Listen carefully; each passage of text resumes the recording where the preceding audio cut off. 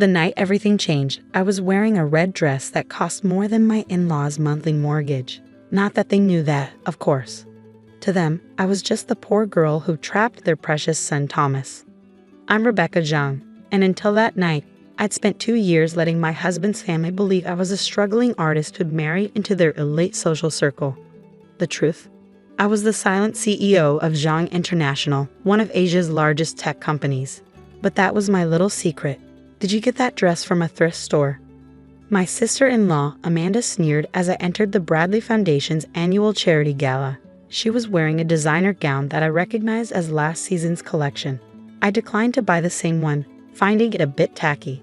Something like that. I smiled, adjusting my fake diamond necklace that had actually been my grandmother's, worth more than Amanda's entire wardrobe.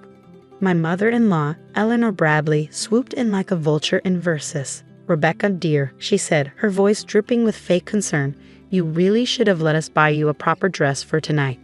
We can't have people thinking the Bradley family doesn't take care of its own." "That's very kind, but I'm comfortable as I am." I learned early on that my calm responses irritated them more than any anger could. The Bradley family had old money, or what passed for old money in their minds. Their company, Bradley Investments, managed a modest portfolio worth about $50 million. They lived well, but nothing compared to the billions my family's company was worth. Not that I cared about money, but the irony of their constant jabs about my poverty never failed to amuse me. I saw my husband Thomas across the room, chatting with potential investors. He caught my eye and winked. Thomas knew everything about my background. He was the only one. We'd met at a business conference where I was speaking under a different name, and he figured out who I really was. Instead of being intimidated, he found it fascinating. We fell in love over late-night conversations about business strategy and our shared love of terrible sci-fi movies. "I don't understand why you let them treat you like this," he'd said early in our marriage. "I want to know who people really are," I'd explained. "Money changes how people treat you. I learned that the hard way in my first marriage." Ah yes, my first marriage, another thing my in-laws loved to hold over my head. A divorcee, Eleanor would whisper at parties like it was a contagious disease. The gala was in full swing when things started to unravel. I was talking to an elderly couple about their charity work when Amanda deliberately bumped into me, spilling red wine down my dress. "Oh my God, I'm so clumsy," she giggled. "But don't worry, it's not like you paid much for that dress anyway."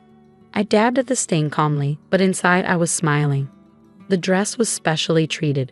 The wine would roll right off. Another little secret. That's when Eleanor decided to make her grand announcement. She clinked her glass, gathering everyone's attention. "I'd like to thank everyone for coming tonight," she began. "The Bradley Foundation is proud to announce we're expanding our charitable work, specifically helping underprivileged women better themselves." She looked directly at me. "In fact, we have an example right here.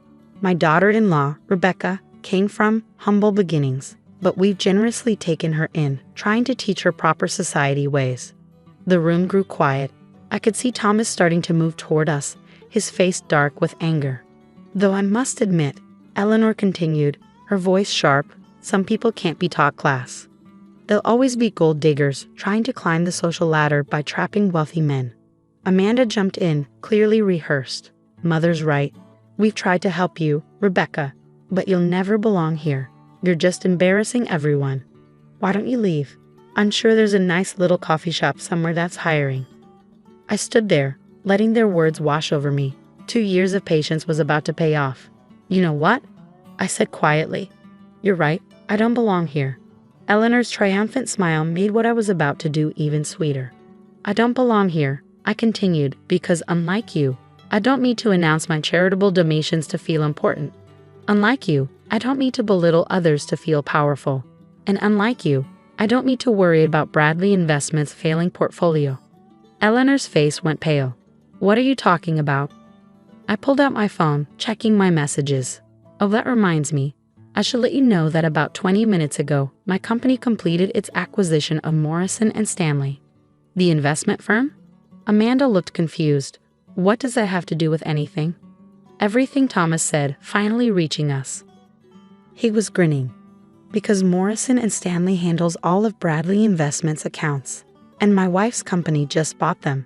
The glass slipped from Eleanor's hand, shattering on the marble floor. "Your company?" Amanda stammered. I smiled, reaching up to unpin my hair.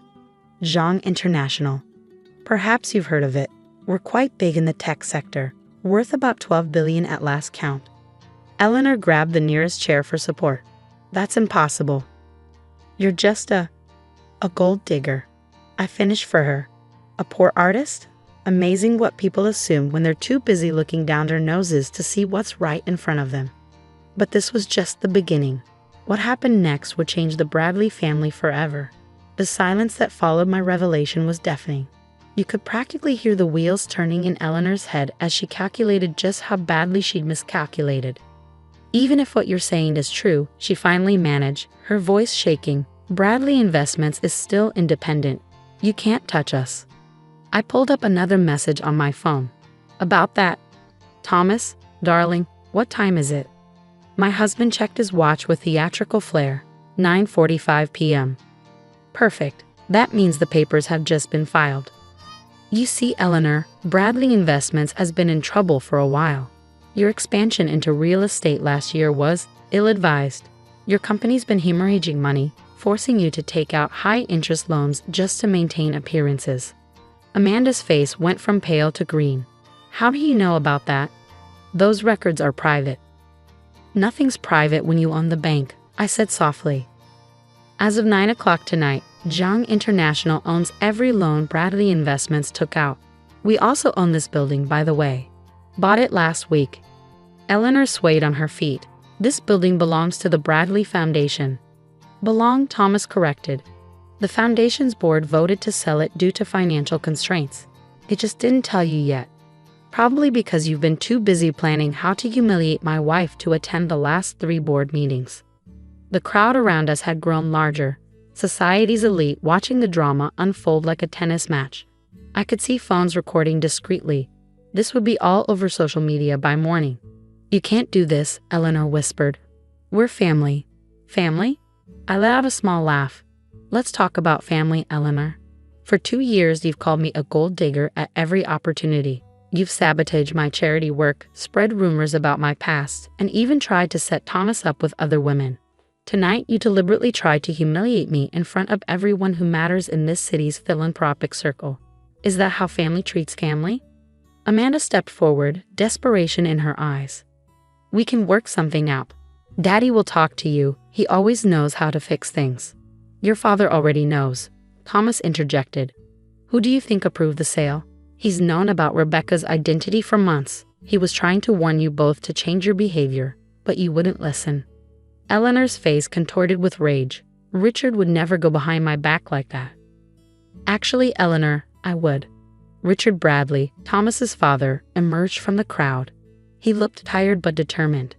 "I've spent years watching you and Amanda turn into this, using money as a weapon, thinking wealth makes you better than others. When Thomas told me the truth about Rebecca, I saw an opportunity to finally teach you both a lesson." "Daddy," Amanda wailed. "How could you?" "Easily," Richard said firmly. "Rebecca's company isn't just buying our assets, they're going to restructure everything. The Bradley Foundation will continue its charitable work, but under new leadership. Leadership that understands what true philanthropy means." I stepped forward, my voice gentle but firm. "Starting tomorrow, the foundation will focus on educational opportunities for underprivileged women. Real help, not photo ops. Eleanor, you and Amanda have a choice to make." "A choice?" Eleanor spat. "Yes. You can stay on as regular employees, learning how to actually help people. Or you can leave with your personal assets, which, I should mention, are significantly less than you think they are." Thomas and his father have already agreed to this arrangement. The whispers in the crowd grew louder. Eleanor Bradley, society queen, being offered a regular job by her poor daughter-in-law? It was delicious scandal. "This is ridiculous," Amanda shrieked. "Mother, tell them they can't do this." But Eleanor's rage had turned to something else. Fear. She'd finally realized just how completely her world had changed. "Why?" she whispered. "Why go through all this? You could have crushed us instantly." I walked closer, keeping my voice low so only she could hear. "Because money and power aren't weapons, Eleanor. They're responsibilities. I wanted you to understand exactly how it feels to be judged, dismissed, and humiliated based on what people think you're worth. Now you have a chance to learn what real worth means." 2 weeks later, the headlines told the story. Bradley Foundation announces major restructuring. New focus on women's education.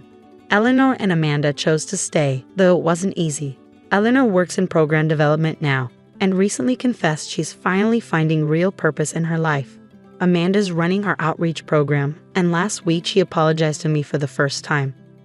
Thomas and I still attend charity galas, but they're different now. No more power plays or social climbing. We focus on actual change, actual help for people who need it. I still wear that red dress sometimes, wine stain and all, to remind myself and others that true worth isn't in what you wear or what you own. It's in how you treat people. Richard retired but serves on our board, proudly watching his son and daughter-in-law build something meaningful. The other night, at a small family dinner, Eleanor asked me to help her understand more about impact investing. "I want to do better," she said quietly. "I want to be better." And that, more than any revenge, was the victory I've been hoping for all along. Sometimes at night, Thomas asks me if I miss being the secret billionaire. I just smile and show him the latest reports from our education programs.